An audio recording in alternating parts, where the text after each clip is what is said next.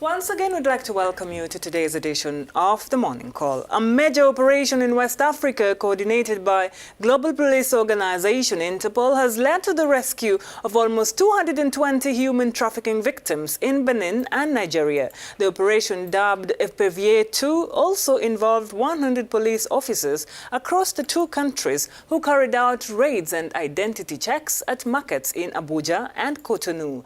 According to Interpol, the operation was undertaken in early April and saved 216 men, women and children trafficked across the region into forced labor and prostitution.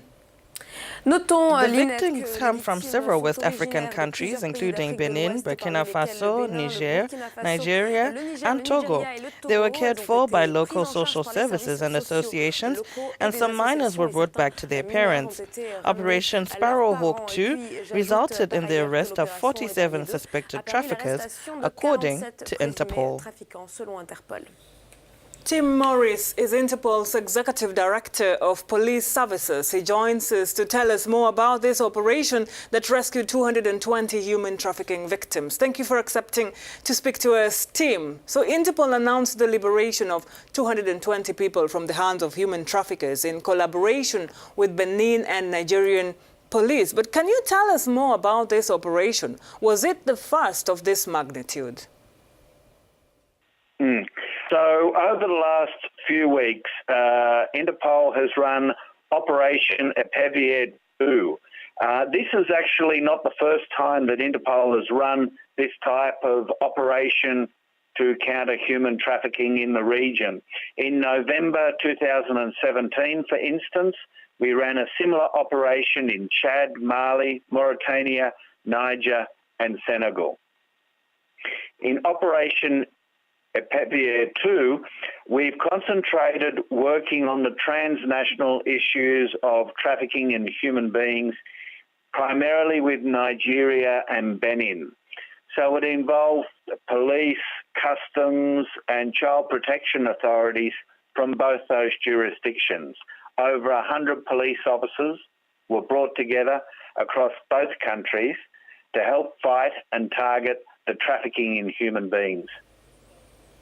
So would you say that collaboration with the Nigerian and Beninese police played an important role in the success of the operation Epervier II? Well, this is exactly the point. Interpol just doesn't come in and facilitate an operation.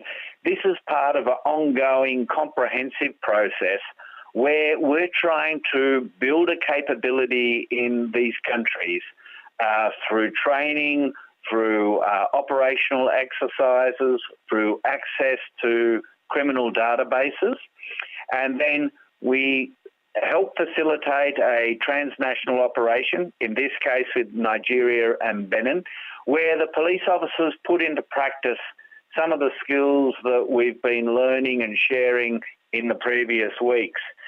The results were impressive, I think. As you said before, nearly 220 people rescued. What was concerning was the amount of minors, I think 157, which consisted of 36 boys and 121 girls. Well, that's quite a huge number of minors, Tim. Do you have any details about how they ended up in this situation or how they were trapped? Well, what happened was, using intelligence generated by local police, task force teams targeted several locations, markets in particular, in both countries.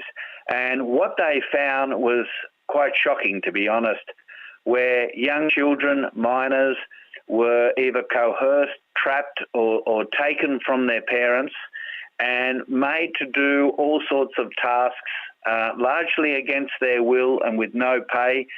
Some were physically abused, some were sexually abused.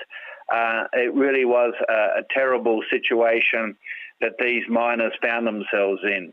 You know, they are our most vulnerable members of our community and hence they need our special protection. The vast majority were saved from markets in both Nigeria and Benin.